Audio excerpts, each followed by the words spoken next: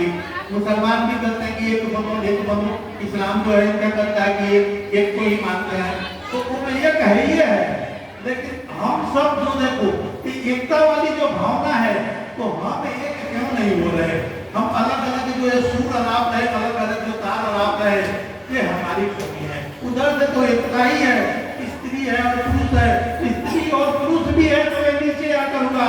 उधर से तो एक विशुद्ध जीवात्मा आई, ये जीवात्मा स्त्री कुछ भी नहीं, ये व्यवस्था को चलाने के लिए, संतुलन को बनाए रखने के लिए जब ऊपर से ये जीवात्मा उतरी, तो नीचे आने के बाद स्त्री और पुरुष को भाग में बना दिया गया।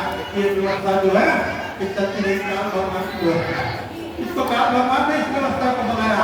इस घर से आई कि विशुद्ध उस परमात्मा की, उस सत्पुरुष की अंश थी, कि ना तो स्त्री थी ना पुरुष थी, ये कुछ भी नहीं। जैसा हमारा सत्पुरुष वैसा ये भी कुछ भी था। अब इस बात को आप समझो कि जैसे रचना कैसे हुई, काल भगवान को कैसे वरदान मिला, काल भगवान ने कैसे अपने पिता को खुश किया, और पिता जब खुश हुए तो खुश होने के बाद काल भगवान को जो वरदान मिला, तो उस वरदान में कहा, पिताजी आप अपने जैसा राज दे दीजिए। तो खुशी में थे, लाल तो मिल गया, या मस्ती तो बोलती है, लेकिन तकलीफ हो गई। तो उन्होंने ये बात भी कह दिया कि राज तो तुमको दे दिया जाएगा, लेकिन तुम मेरे 24 घंटे के काल भगवान जो है 24 घंटे ध्यान में रहते हैं, लीन रहते हैं, 24 घंटे पूजा करते हैं। किसकी?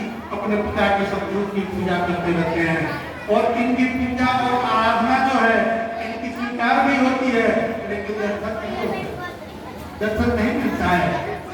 एक बार मिला था, उसके बाद से नहीं मिला, तरस जाते हैं। बड़ा बात मत करो, तो एक बात समझो कि ये तरस गए। आज गुरु महाराज बता रहे थे कि दर्शन नहीं होते हैं, साधना स्वीकृत हो जाती है, साधना इनकी मान ली जाती है। तो देखो ऐसी नौबत आ गई, सब कुछ दे दिया लेकिन अपने घर से निकाल दिया।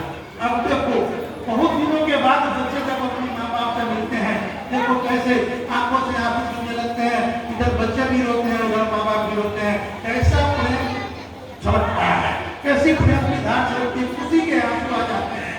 लेकिन आज को तो आंसू न किनके आंख से आ रहे हैं, उधर से आ रहे हैं, लेकिन तड़प तो दोनों है। तड़प तो भी है कि अपने पिता से मिले, जब पिता भी चाहते कि हम मिलते, लेकिन जो गलती हो गई और गलती के वजह से जो श्रापित हो गए, तो इसका निदान कब होगा?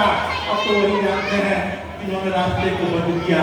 कब बोलेंगे एक उनकी हो जाए। अब इस बात को सुन लो, ये सारी बातें आज बता रहे थे, सुबह में सारी बातें गुरु महाराज ने बताया कि जब काल इसने उस मालिक को खुश कर लिया, और खुश करने के बदौलत सारी चीजें उसको मिल गई। कैसे मिली? सेवा करने। गुरु महाराज ने सेवा के बारे में बताया कि सेवा करने से इतना बड़ा राज उसको मिल गया। काल से बड़ा राज किसी के पास है? बोलो, काल से बड़ा राज किसी के पास है? उससे बड़ा राजा कोई है? कोई भी नहीं है। ये सारी दुनिया, सबको के नीचे की दुनिया, सबका राजा काल है, सबका राजा, सबका हुकूमत करती है। और देखो सबसे बड़ी खूबी, दिखाई कहीं भी नहीं देता, लेकिन पूजा इसकी हर जगह होती है। सबके ऊपर सवाल है, अगर में छुपा रहता है, अगर में समाया रहता है। इसकी पत्नी माया और इसके बच्चे, ये तीन, ब्रह्मा विष्णु और महेश, तीनों के बच्चे जो हैं, इन तीनों से काम करवाते हैं। और अपने क्या करता है? तो कुछ घंटे साधना में भी इधर उधर कहीं कुछ नहीं करते। जैसे आए स्पष्ट आदेश दिया कि तुम और तुम्हारे बच्चे